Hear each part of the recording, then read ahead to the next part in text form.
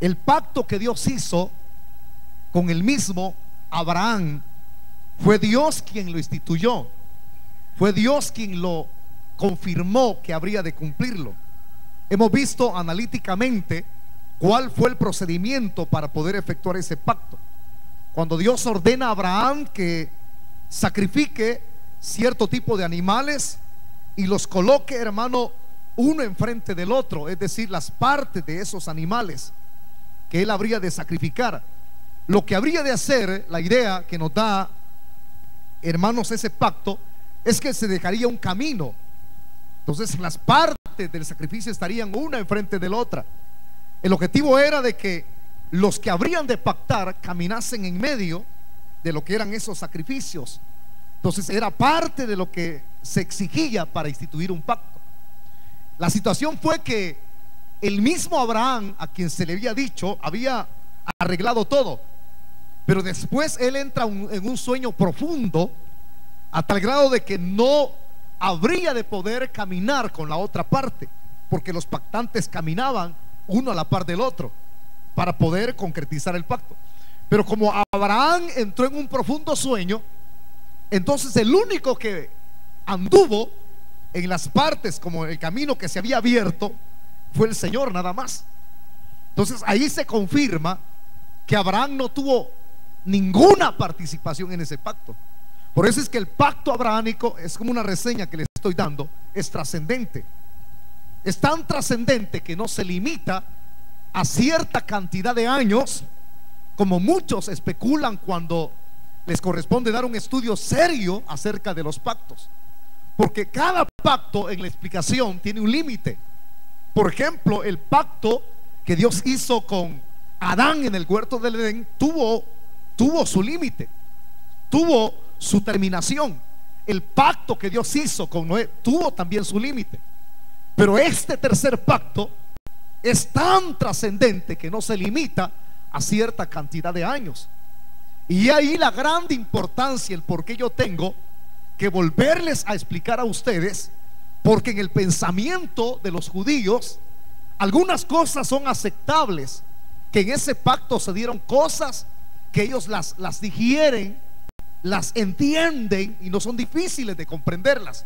Como por ejemplo, ellos saben que en ese pacto abrahámico la salvación, hermano, era por gracia, porque ellos tienen, hermanos, la buena cualidad, así lo voy a expresar, de poder digerir y a la vez también repetir los textos de memoria.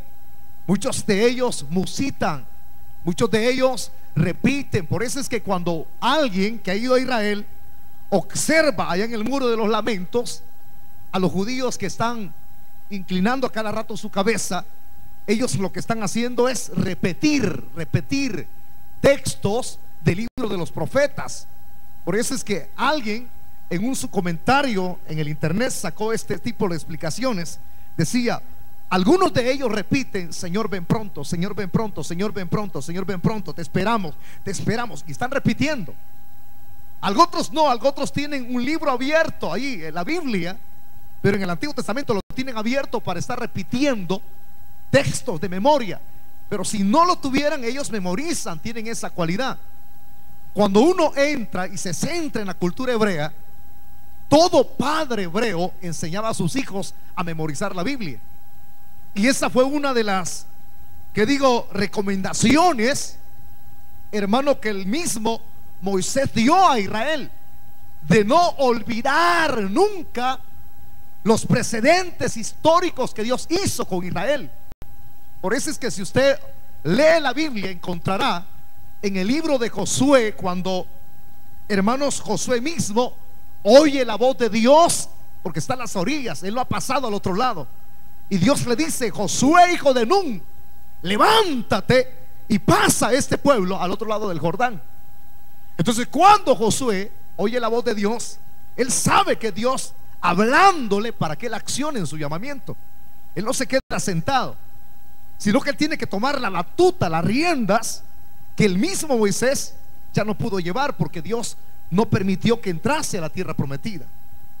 Entonces, cuando el mismo Josué toma posesión del cargo, Israel dudaba, hermano, de su liderazgo, porque ¿quién no va a dudar al principio de alguien que de repente aparezca diciendo: Dios me ha dado ministerio? Entonces cualquiera puede afanarse y actuar, hermanos, emotivamente, como muchos de nosotros lo hicimos al principio. Hombre, por todo lo que Dios hizo, ¿a quién no le dan ganas de ir a predicar los buses? Por todo lo que Dios hizo, ¿a quién no le dan deseo de ir a predicar a los parques? Uno desea hasta gritar a medio mundo: miren lo que Dios ha hecho en mi vida. Pero uno está encantado de dar el testimonio: yo era esto antes y ahora ya no lo soy, porque Cristo ahora vive en mí. Entonces, pero ahí todos lo hacemos. En cierto momento como que asumimos un liderazgo pronto, un liderazgo como el café listo, así, rápido, ready, como decía alguien, rápido. Entonces, cuando no se tiene ese cuidado de entender que Dios tiene su tiempo para poder pulir a esa persona y llamarlo para un ministerio, uno comete errores. Y es el gran error cuando uno dice: ya soy evangelista. No, alto, deténgase. Entonces tienen que presentar evidencias de que en verdad, si Dios lo ha llamado, esa persona va a tener el respaldo de Dios.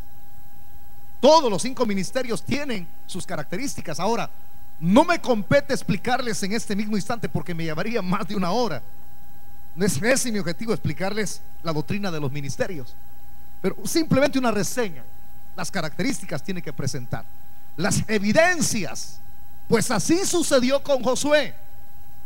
Como era alguien para ellos nuevo en el cargo, le hicieron una sugerencia: mira, si Dios está contigo, entonces te seguiremos. Pero a pesar de haber dicho esas expresiones, como las estoy parafraseando yo: si Dios va contigo, te seguiremos, no hay problema. Pero eso lo dijeron un grupo de personas, y no era 1000, 3000 los que estaban a cargo de este personaje que es el sustituto de Moisés, sino que, hermano, la historia misma dice: yo un día acá dije que era 1 millón el que Moisés sacó, pero según el escritor John MacArthur, el cargo que Moisés tuvo eran más de 2 millones de personas, hermano, no tomando en cuenta los animales.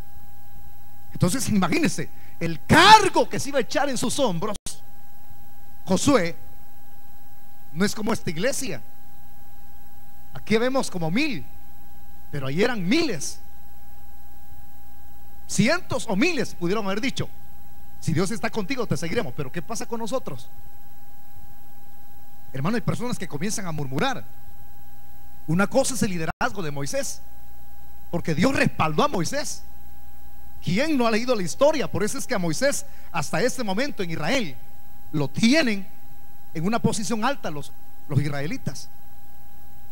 Increíble, un hombre de Dios, a pesar de sus debilidades, de sus, ¿qué digo?, de su carácter fuerte. Pero era un hombre de Dios, era un profeta de Dios. Y ahora el otro grupo, ¿qué diría? Entonces Dios conocía el corazón de miles de ellos, como los conoce el de todos. Entonces Dios sabía que entre ellos habían quienes estaban cuestionando internamente, aunque no lo declararan verbalmente, oralmente, estaban dudando del liderazgo de Josué. Entonces, ¿qué hace Dios con Josué? Le dice: quítate porque tú eres deficiente. Al contrario, Dios lo deficiente es lo que más usa. Lo deficiente Dios lo pule. Entonces lo que hace Dios en el capítulo 3 del libro de Josué, Dios le dice a Josué: prepárate, porque te exaltaré delante de Israel, delante de los ojos de ellos. Capítulo 3 de Josué, ahí está. ¿Qué pasa? La exaltación consistía en que Dios respaldaría a Josué. ¿Cómo? Hombre, los sacerdotes adelante, hermano, serían los que pisarían primeramente el agua del Jordán. Una cosa es el milagro del Jordán y otra cosa es el milagro del Mar Rojo. Imagínense que a usted se le presentara la oportunidad. Mire, ¿cuál de estos 2 aspectos quiere tomar? ¿Un endemoniado para que lo libere o un enfermo? ¿Cuál tomarían ustedes? Hombre, para usted, ver a alguien flotando en el aire y con los ojos bien trabados, endemoniado, ¿usted enfrentaría algo así? Entonces, ¿qué preferiría usted? ¿Orar por un enfermo de cáncer o por un endemoniado? Y ese endemoniado hasta revienta cadenas. ¿Cuántos agarrarían más el endemoniado? Con solo que caigan es suficiente ya. Entonces ese es el temor que llena a muchas personas. Yo preferiría, diría alguien, el enfermo, porque solo oro, y aunque no tenga el don de sanidad divina, pero me amparo Marcos 16. Y estas señales seguirán a los que creen en mi nombre. Una cosa es el milagro, repito, del Mar Rojo, y otra cosa es lo que sucedió en el Jordán. ¿Qué pasó allí? Veamos la panorámica de la explicación. Cuando ellos ponen sus pies, el Jordán no se divide en dos, sino que se detiene el cauce del Jordán. Veamos las diferencias o las características que son distintas. Mar Rojo, Jordán. El Mar Rojo, claro, estamos hablando de un océano partirse en dos. El único que puede hacerlo es Dios, hermano. Se dio el milagro porque Dios sopló. Dios sopló un viento que partió en dos. Increíble. Se abrió. Las aguas habrán estado frías o cálidas. Ningún escritor o teólogo lo define, ni la misma escritura lo dice. Pero que haya estado un poco helada el agua, no hay problema, Dios lo hizo el milagro. Pero el agua del Jordán, dicen algunos escritores, como Pablo Job, cuando escribe en su libro el Pentateuco, ahí vienen los 5 libros de Moisés en su comentario, dice que en ese momento meter los pies en el río Jordán implicaba, hermanos, arriesgarse a morir. O sea, claro, si la persona se iba, el agua estaba completamente helada. ¿Por qué? Porque era el tiempo cuando los témpanos de hielo de las montañas comienzan a derretirse. Entonces imagínense cómo estaba el Jordán. Dios decirle a Josué en ese instante: Josué, hijo de Nun, pasa a este pueblo al otro lado del Jordán, era un desafío. ¿Por qué?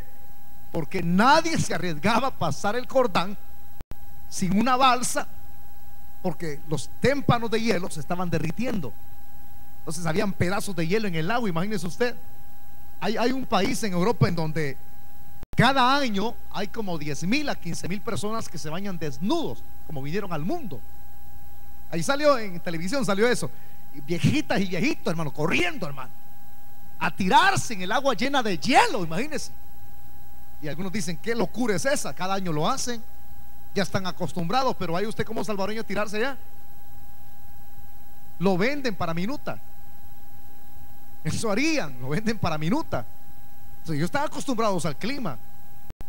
Así estaba el agua del Jordán, completamente congelada, hermano.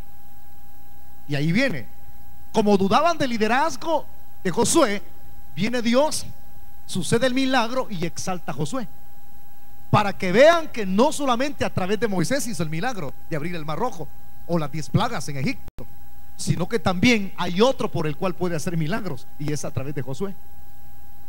¿Lo cree? Así sucedió, se detuvo, no se partió, sino que se detuvo el cauce, el agua congelada, y quedó en seco. Nada que ver en el aspecto geográfico, extenso, ancho, largo. Era más corto el Jordán. Por eso es que hay diferencia en los milagros. Pero el hecho importante es que también ellos pasaron en seco hacia el otro lado. Pero aquí viene que con el ejemplo, preguntaría usted, un poco extenso, que cuando ya habían pasado en seco, viene Josué, da una orden y dice que recojan 12 piedras. Es decir, que armen un busto conmemorativo para que eso quede, hermanos, en memoria de los que han pasado el río Jordán, y que al venir las nuevas generaciones posteriormente a esa experiencia, entonces los niños preguntarían: ¿y estas piedras por qué están aquí emparvadas una tras la otra? Entonces el mismo israelita, ya sea el abuelito, el papá, quien sea, tenía que decirle a su hijo: mira, hijo, estas piedras están así porque esto es un recordatorio de lo que Dios hizo en este lugar. detuvo el cauce del Jordán. ¿Qué con eso? Que cada judío enseñaba verbalmente, oralmente, cuando no había nada escrito en papiros. Oralmente así se enseñaba todas las historias que Dios hizo con su pueblo. Por eso es que en la cultura hebrea todos los niños memorizaban las historias de lo que el poder de Dios hizo en esa época, hasta después que recibimos el legado de las cosas escritas. Entonces cada judío tenía memoria de eso, de recordar, de grabarse de memoria, de plasmárselo en su corazón.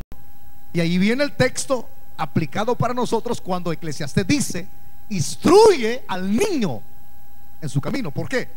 Porque la Biblia fue creada de acorde no a la cultura latina, sino de acorde a la cultura oriental, del Medio Oriente, que es muy diferente. Por eso es que algunas ocasiones, cuando se necesita interpretar la Biblia, se necesita tener herramientas adecuadas y no tratar de meter expresiones de acorde a nuestra cultura.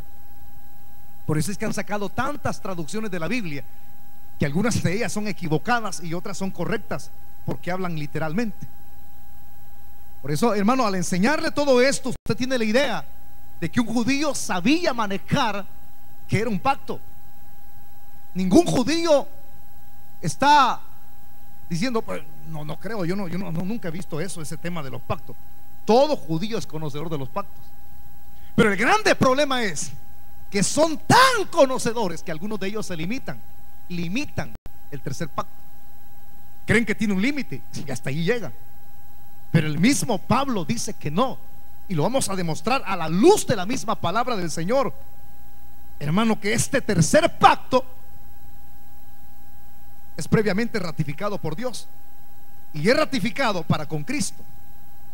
Y aquí vengo y le explico de la manera siguiente. Por ejemplo, si fue ratificado con Cristo, la ley que vino 400 años, que es muy importante la numerología acá, 430 años después, no lo abroga para invalidar la promesa.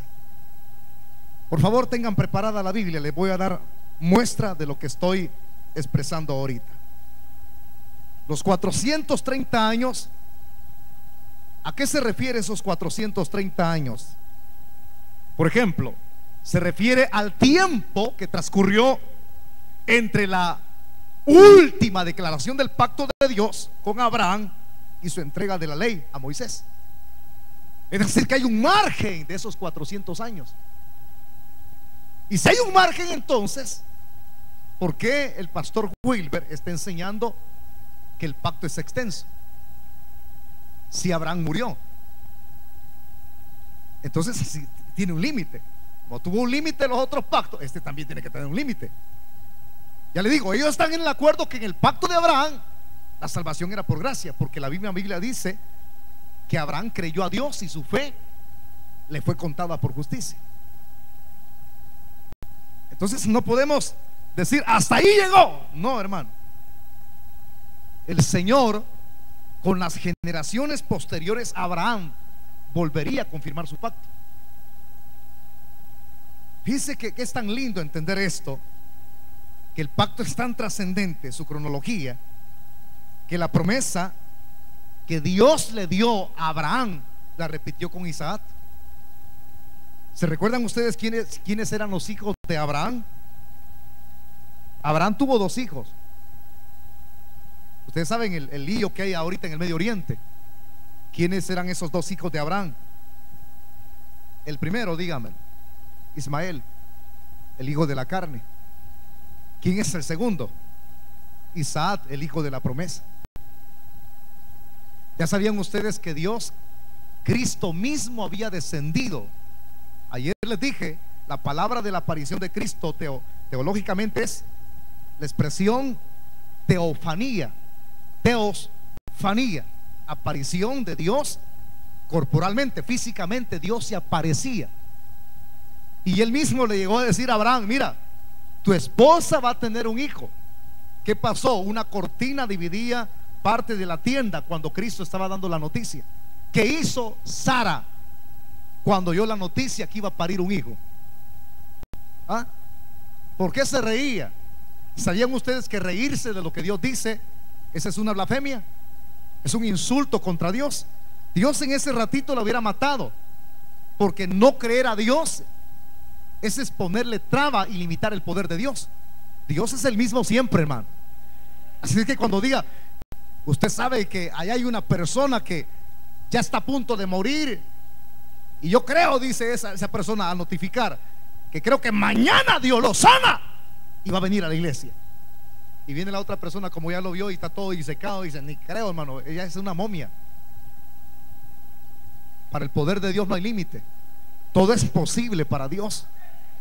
¿Entiende? No hay problema. Dios es poderoso. Dios no se detiene en su obrar, no importa si las épocas pasan o vienen. Dios así es. Entonces, cuando esta mujer oyó de que Cristo dijo, va a tener un hijo tu mujer, se puso a reír. Ese es dudar. ¿Por qué se puso a reír? Porque estaba vieja ya, estaba viejita. Y ella dijo, no, hombre, ¿cómo? Si ya me pasó el periodo, hombre, hasta la menopausia pasé ya. ¿Cómo que yo voy a tener un hijo? A no ser que lo hagan en vitrio, ¿va? Saben de medicina, saben de lo que estoy hablando. Entonces, pero eso no existía en esa época. Pero cuando Dios dice algo, vas a tener un hijo, lo vas a tener. Pero mi cuerpo, ¿cómo está, pues? No, es que es Dios quien lo está diciendo. Todavía que fuera un médico que dijera, usted ya no puede parir porque esta señora ya está ancianita. Pero si es Dios quien lo dice, vas a parir un hijo. Mire, usted puede tener 100 años, hermano, puede parir gemelos. Aflíjase, mírese el estómago. Porque es Dios quien lo dice. Y lo que Dios dice se cumple al pie de la letra. Increíble. Entonces, cuando, escúcheme, pasaron los años, parece ser que esta mujer y Abraham olvidaron la promesa. Las promesas de Dios nunca se olvidan en los momentos más difíciles. Se crean las promesas, se agarra de las promesas uno. Pero ¿qué pasó? Como el hijo no venía, entonces viene Sara, le dice a su marido, mira, ni lento ni perezoso el hombre acepta. Si quieres, agarra la sierva, le dijo. Y el hijo que para va a ser mío. ¿Cómo está eso? En la cultura de esa época, hermano, había cierto tipo de aspecto que se daba. ¿Cuál dirá usted? Es decir, que la mujer que no podía tener hijo podía dar a su esclava. ¿Cómo está eso? Ok, vea usted, a la hora de dar luz, entonces la dueña de la esclava, la dueña del marido, entonces se ponía abierta, y la mujer se ponía en dirección a donde estaba abierta su ama, la dueña de esa esclava. Y cuando ella pujaba, entonces para parir el cipote tenía que caer en dirección a donde estaba la dueña de su mamá. Entonces, si caía acá, eso significaba que el hijo ahora pasaba a ser posesión de la dueña de la esclava. Bueno, al leer la Biblia usted va a encontrar que el que compraba un esclavo y ese esclavo se casaba con otro, el dueño de un montón de familia era el mismo dueño. No solamente era el dueño del hombre, sino que si se casaba era dueño de la esclava, era dueño de los hijos también. Habían patrones o dueños que eran bondadosos y los dejaban libres. Pero en veces, dice la historia bíblica, que los mismos esclavos no querían irse, sino que ellos mismos se ofrecían a seguir adelante, porque ellos habían sentido que su amo los amaba para que se iban a ir al mundo. Si allí tenían la comida segura. ¿Entendido? Ok, me ha entendido todo lo que le expliqué. Entonces fue así como Sara dio a su sierva Agar a su esposo. Ahí fue donde nació Ismael.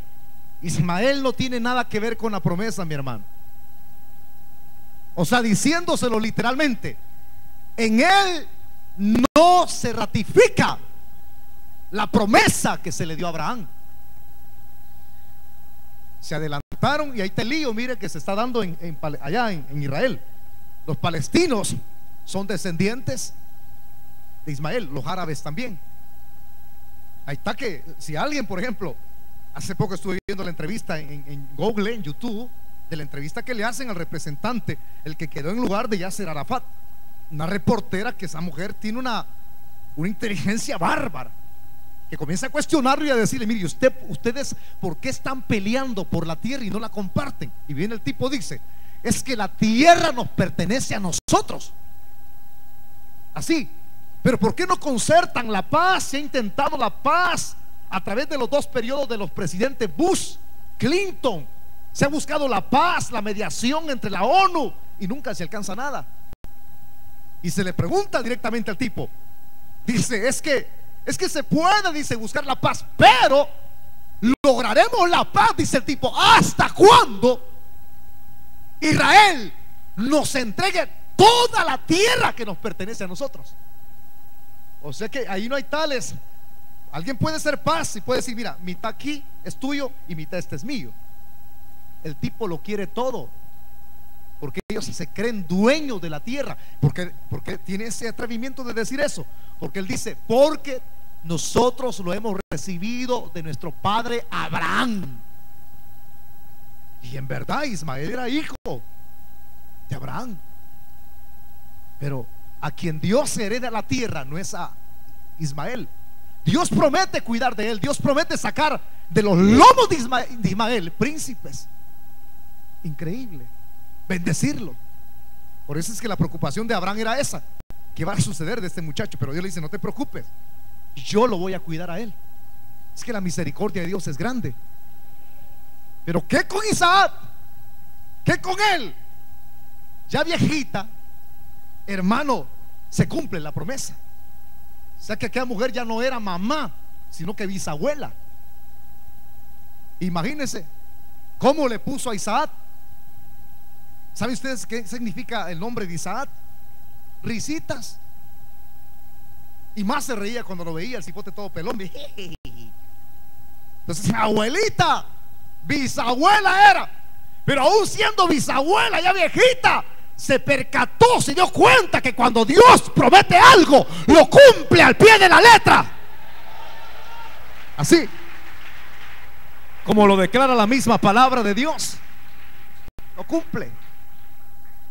Entonces, en Isaac se seguía confirmando la promesa que Dios hizo a Abraham. Les voy a mostrar que no se limitó hasta en Abraham, sino que continuó, porque ese es el margen de 400 y pico de años que hay. El Señor repitió la promesa a Isaac, el hijo de Abraham, y su entrega hasta la entrega de Moisés, cuando habría de pasar hasta el otro pacto. Pero el pacto no se detendría cuando vendría el cuarto pacto, sino que esto trascendería mucho más todavía. Veamos, por favor, abra su Biblia en Génesis 26, 24. Ahí a la luz de la palabra. Génesis 26, 24.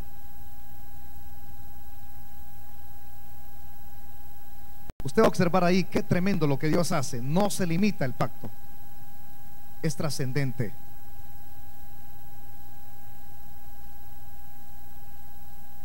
(26, 24). Despacio, no andamos deprisa. Quiero que usted lo lea fuertemente, a voz en cuello conmigo. Ya lo tenemos. Veamos lo que se repite. 26, 24. Y se le apareció Jehová aquella noche. ¿De quién estoy hablando? ¿De quién estoy hablando? Ok. Y se le apareció Jehová aquella noche y le dijo: yo soy el Dios de Abraham, tu padre. No temas, porque yo estoy contigo. Aquí viene: te bendeciré y multiplicaré tu descendencia por amor de Abraham, mi siervo. Abraham murió, hasta ahí llega el pacto. No, hombre, hermano, el pacto Dios lo sigue llevando. Y no es Dios, pues. Le voy a poner fácil esto. Levanten la mano, ¿cuántos tienen hijos aquí? Mantengan. Mira, hay quienes tienen hijos y no levantan la mano, qué bárbaros. Ya los conozco. Entonces, imagínense que usted es bendecido ahorita. ¿Sabían ustedes que hay promesas de bendición para sus hijos?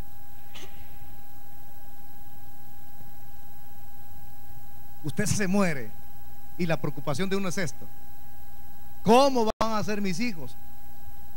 Si sus hijos caminan el camino donde usted anduvo, son bendecidos. Porque de uno depende limitar las bendiciones de Dios. De uno.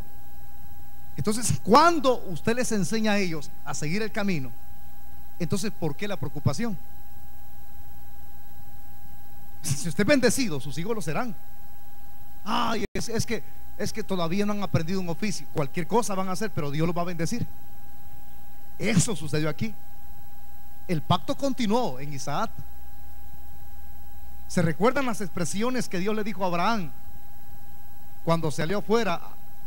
Y Dios le dice: mira las estrellas, cuéntalas. ¿Qué Dios le dijo? ¿Qué le dijo Dios a Abraham? Así como las estrellas del cielo, así será tu prole. ¿Sabe qué es prole, verdad? Tu descendencia. ¿Qué es lo que le está diciendo Isaac aquí? ¿Creen que no es el mismo pacto? Algunos dicen: no, es otro pacto que Dios está haciendo con Isaac. Es el mismo, porque Dios sigue siendo el mismo Dios de Abraham y el mismo Dios de Isaac, y no cambia. Es que el pacto es ratificado, no es invalidado, hermano. Así: te bendeciré porque yo soy el Dios de Abraham, tu padre. No soy otro Dios, soy el Dios de Abraham, tu padre. Y voy a continuar el pacto contigo. Ahí termina todo, hasta ahí terminó el pacto. Hombre, hermano, luego que el mismo Isaac muere, hasta ahí llega.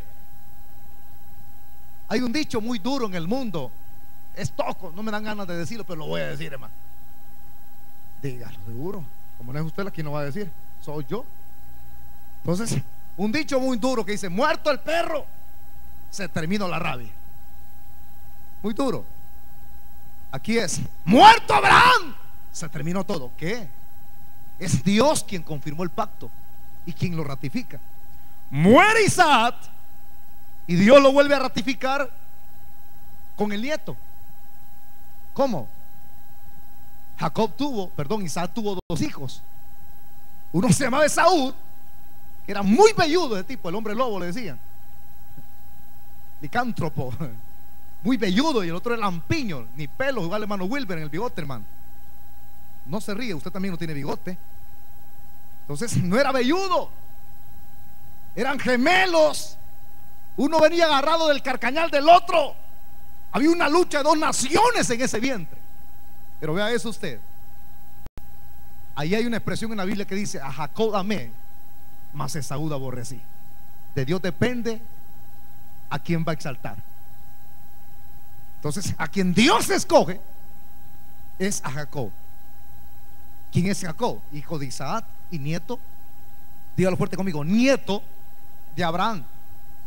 Si escoge a Jacob, entonces en él volvería a ratificar el pacto. Veámoslo. Génesis 28:15. Ojalá que no hayan cerrado el libro de Génesis. Ahí está cerquita. 28:15. ¿Qué dice el verso 15?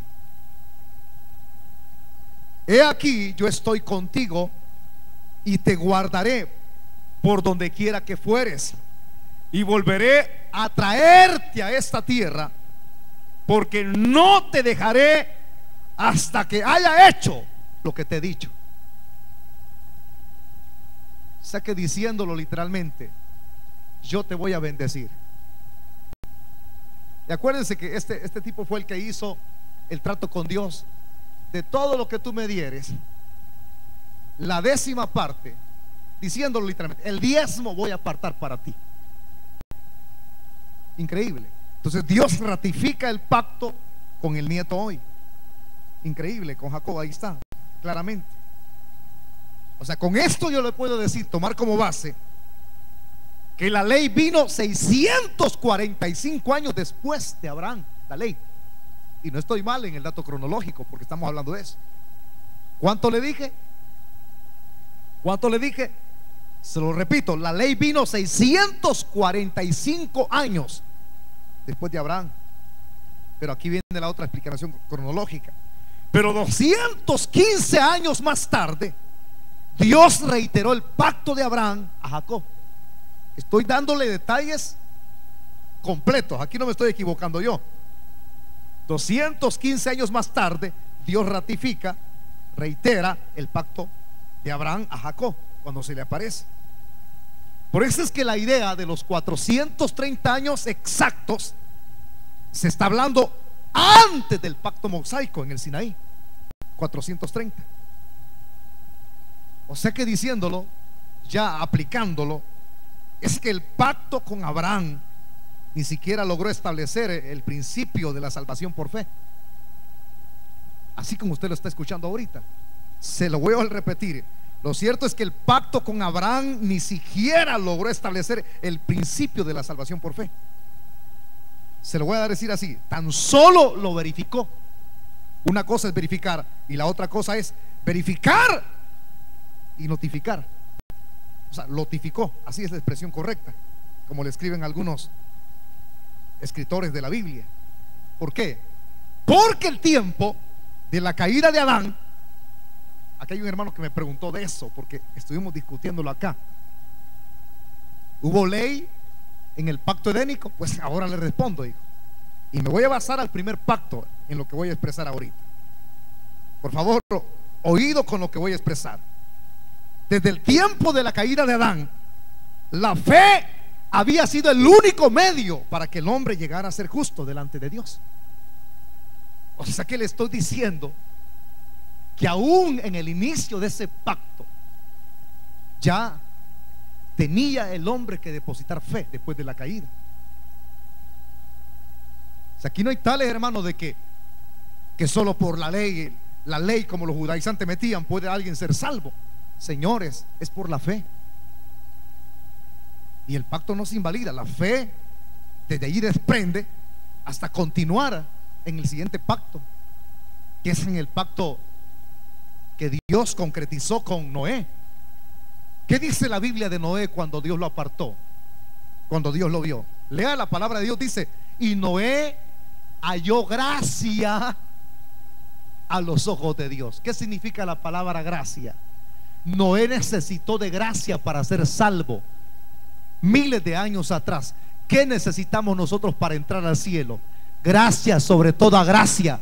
Alguien levántese y dígame qué significa la palabra gracia. El favor inmerecido de Dios hacia la vida del hombre. ¿Entiende lo que le estoy enseñando? Dele gloria a Dios entonces. El hombre no podía ser justo desde esa época por obras. Se puede. Pues es que es la promesa que Dios dio como parte del pacto a Abraham, a su hijo, y Dios lo ratifica en su hijo Isaac, y lo ratifica nuevamente con su nieto. Increíble. Por eso es que esa expresión, el verbo que se conjuga es un verbo que juega en participio, y no es un participio de lo que muchos llamarían trascendente, sino pasivo, perfecto. O sea que apunta a la autoridad perdurable de la ratificación del paso del tiempo. O sea que no importa si el tiempo pasa, es Dios quien tiene control de su pacto. Los hombres pueden decir: hasta aquí llega Dios, porque a veces uno limita, así como los judaizantes. Hasta aquí llegó el pacto de Abraham. ¿Y qué pues? Se inició el pacto en el monte Sinaí y Dios se lo dio a Moisés. Hasta ahí llega, papá. Como diciendo: Abraham, hasta aquí llegaste. Personas que hablan de Abraham y de su gracia, hasta aquí llegaron. El hombre puede decir cualquier cosa, pero si Dios dice, no llega hasta aquí. Así con su vida. Levanten la mano, ¿cuántos creen que van a ser cristianos del rapto? No me diga amén, menso. Dígame amén, por favor. ¿Cuántos creen que son cristianos del rapto? Aquí los están viendo a todo, en vivo y a todo color. ¿Qué cree que están diciendo otros de lo que usted está diciendo ahorita? ¿Ah? Como dice ante Hebel, se quieren ir como ratas. ¿Ha visto el video usted? ¿Ah? Y pone el ejemplo del Titanic, como ratas de primera clase huyendo. Pero dice: yo no me quiero ir, quiero quedarme. Pues no, hombre, la finalidad de un cristiano verdadero es irse. ¿Cuántos se quieren ir ya? Váyase pues. ¿Ah? Una cosa es que le pregunten, usted no cae en la idea. ¿Cuántos se quieren ir para el cielo? Si allá está nuestro hogar. Sí, Pero ¿qué están diciendo otros? Eso se van a ir al cielo. No, hombre, si este tiene un montón de defectos. Limitante. Te están limitando que tú vas a entrar al cielo por los defectos que tiene. Y no con todos los defectos y debilidades Dios nos amó, pues. ¿Ah? Así nos amó el Señor. ¿O cree que éramos personas idóneas o teníamos un perfil griego y dijo, a esto le cojo porque tiene una buena cara? Si la cara cuando éramos del mundo era horrible, la nuestra, mano. Mira que tiene la par, todavía le han quedado rasgos. Si éramos horripilantes. No es nada Drácula. No era nada la Camelia la Tejana. Esa mujer agarraba la metralleta, la pistola, la narcotraficante, bien ovacionada, que hasta un himno le han sacado. Camelia la Tejana. El himno que habla de Camelia la cristiana, que Cristo la cambió. Yo no sé si usted ha oído ese himno, ahí están los discos. Aquella era la mundana, la de Ortiz Redondo, pero esta es cristiana, mano. Entonces a algunos les ha quedado la cara. Ni cara bonita teníamos para decir al Señor, los voy a escoger a ustedes, voy a morir por ustedes porque tienen un perfil idóneo. Que la Biblia dice que no había justo ni aun uno. La palabra de Dios dice que todos estábamos destituidos de la gloria de Dios. Nosotros estamos corroídos por el pecado. Estamos mal. No hay quien busque a Dios. Éramos en nuestra garganta, como le explica la palabra. Al abrir la boca despedíamos un mal olor, una entina, como los sepulcros que se abren. Pero así estábamos mal, putrefactos. La radiografía que Dios nos hace en el Antiguo Testamento dice que éramos como llaga podrida, que su pura pus. Pero qué grandioso nuestro Dios, que nos vio tan hechos leña, tan hechos pedazos, que derramó su gracia sobre nosotros. Increíble, hermano, el poder de Dios, su favor, que así nos vio. Pero hay quienes, al decir que nosotros estamos expresando vamos al cielo, muchos se burlarían. ¿Qué? Tú vas al cielo si todavía eres chambroso. Se burlarían, los mismos de ustedes se burlarían entre sí. Yo sé que más de alguien están viendo ustedes. Levanten la mano, ¿cuántos van para el rapto? Nada. Dios santo. Se lo voy a volver a repetir. Levanten la mano, ¿cuántos van para el rapto? No dije van para el rapto. Entonces mira el que tiene la par. Si yo le he visto chambreando.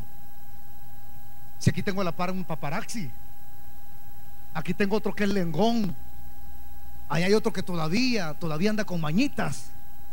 Pero como yo creo aquella promesa que dice la Biblia, yo creo que Dios ratifica el pacto, porque el pacto no llega hasta Isaac, no llega hasta Jacob, se conecta con el pacto nuevo de Cristo.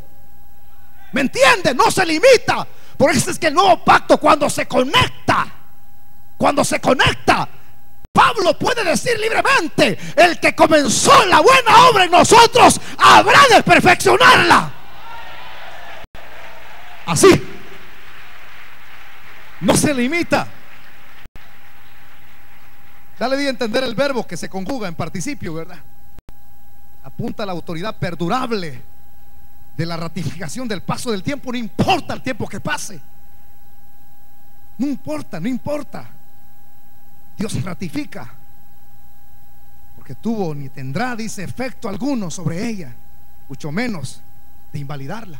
O sea que el tiempo no invalida, aunque venga otro pacto y venía otro pacto y otro pacto, porque usted es lector, se lo puede dar a conocer.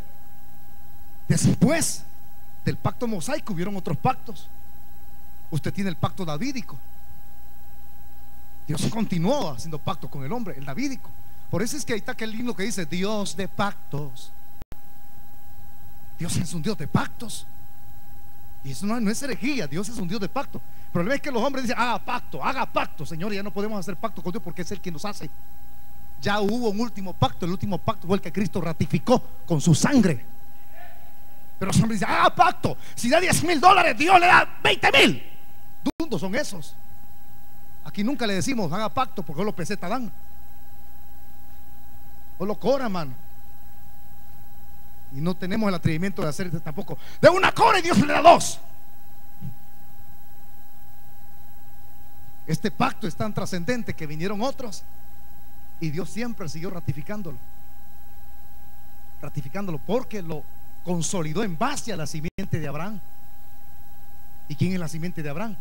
La palabra simiente es semilla, y la simiente de Abraham es Cristo. Increíble, hermano.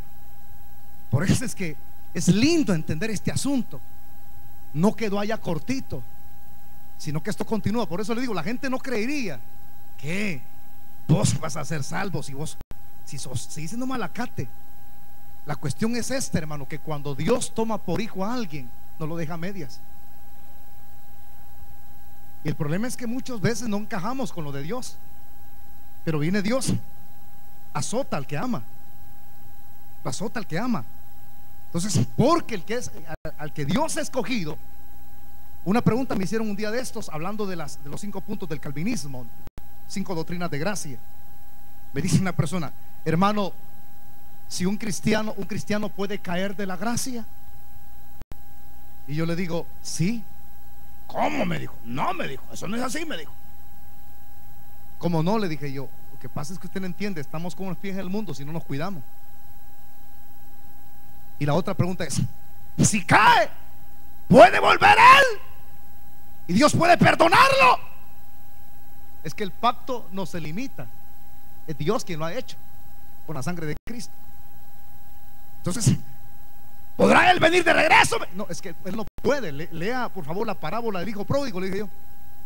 El hijo pródigo no fue el que tomó la decisión él, sino que hubo un momento en que el Espíritu Santo lo hizo volver. Hombre, él se creía, hermano, que estaba en el pollo campero, viendo las algarrobas de los cuches, y dijo: ¡ah! Dijo: pollo campero, porque deseaba hartarse las algarrobas de los cerdos. Así veía las algarrobas, porque no había comido como pollo campero. No, él era una Biblia que no está en la Biblia, hermano. Eso es parafrasear mío. Entonces, cuando el Espíritu Santo lo despertó, comenzó a ver las algarrobas que eran algarrobas, porque comenzó a decir: ah, en la casa de mi padre hay abundancia de pan, y yo aquí perezco de hambre. ¿Quién es el que hace volver al hombre en sí? Aquellos hermanos que se glorían: hermano, mire, gloria a Dios, porque hice volver 5 bolos, los hice volver a Cristo. No es usted, cabezón. Si nosotros somos el burro en el que se montó Jesús, digan amén, hombre, apóyenme. Pues sí, eso somos. Las hermanas son la asna que Dios usa para que no se crean más, hombre. Pero no, ya no quieren ser burros. Si ese burro estuviera aquí, dijera: carga a Jesús, carga a Jesús. Carga a Jesús significa y privilegiando el burro. Entonces dice: hice volver a la mujer pecadora, la hice volver. No es uno el que hace volver a la gente al camino de Dios. No puede uno con buen léxico, con buena retórica, expresiones bonitas. No se puede hacer volver a nadie. Tiene que ser el poder del Espíritu Santo quien toque el corazón de esa persona. No hay otro. Dice la Biblia que Él convence de pecado y de justicia. Por eso es que muchos no roguemos a la gente, hombre. Yo no sé por qué andan rogando a la gente: vuelva a la iglesia, vuelva, le voy a dar un chocobanano. Y esas personas que usted anda rogando son las caprichosas aquí. Quieren venir a imponer a la iglesia. Vaya, hermano, aquí estoy. Y se creen ya la mamá de Tarzán. Eso no es así. El que el Padre hace regresar por medio del Espíritu Santo viene humillado, hermano. Hace como la dijo el pródigo, que dijo: yo no soy digno de ser llamado tu hijo, hazme como uno de tus jornaleros. No andan buscando privilegios. Hay gente que acaba de reconciliar y quieren ser diáconos, que quieren ser líder, hermano. No, y otro fue atrevido y me dijo: pastor, tengo una semana, deme púlpito, me dijo. Yo le dije: lléveselo, le dije yo. Eso no es así. Pero el pacto sigue obrando, hermano. Sigue obrando el pacto. ¿Por qué? Porque hace 18, 19 años aquí comenzamos como con 30. Y mire, Dios sigue haciendo obrando en su pacto. ¿Cree que hasta aquí llega? No, hombre, hermano, esto va a seguir extendiéndose, porque el poder de Dios no se limita al tiempo, hermano, los años. Él sigue obrando. Y Él hoy puede obrar en aquellos que están aquí como amigos, pero no se limita el poder de Dios. Ahora entiende. Qué lindo es entender el tema, ¿verdad? Cronológico. Esto se extiende, dichosos. Por eso es que el Señor dijo a Tomás: porque creíste, porque me vistes, creíste, le dijo. Y le dice: dichosos, bienaventurados los que sin ver creen. Y esos somos nosotros aquí. Hermano, agradecidos tenemos que estar con Dios porque somos parte de ese pacto. Se lo voy a decir, ya termino así. Ustedes son aquellas estrellas, usted y yo son aquellas estrellas que Dios le señaló en el cielo. ¿No sabía usted eso? O sea que usted ya estaba en la mente y en el corazón de Dios miles de años. Cuéntala, le dijo. Ahí estaba. ¿Alguien me puede dar algunos nombres, por favor? Y pónganse de pie. Ricardo, estaba Ricardo. ¿Quién más? Espérense, no griten. Manomar, ahí estaba el hermano Omar. ¿Alguien, alguna mujer ahí? El gritón, dígame, perdón, el hermano Miguel, ese es el gritón. Entonces, y ahí estaban muchos de ustedes. Nombres, aquí quiero nombres. Esa no tiene nombre, Anita. No tiene nombre la hermana. Otro nombre, Ana, dice. Bien sabe lo que estoy explicando, fíjese. Ahí estaban ustedes, ahí estaba yo en ese montón de estrellas. Así como esa multitud de estrellas será tu descendencia. Todos los que hemos creído en Cristo somos herederos de la salvación por medio de la fe, hijos de Abraham. Dele palmas fuertes al Señor.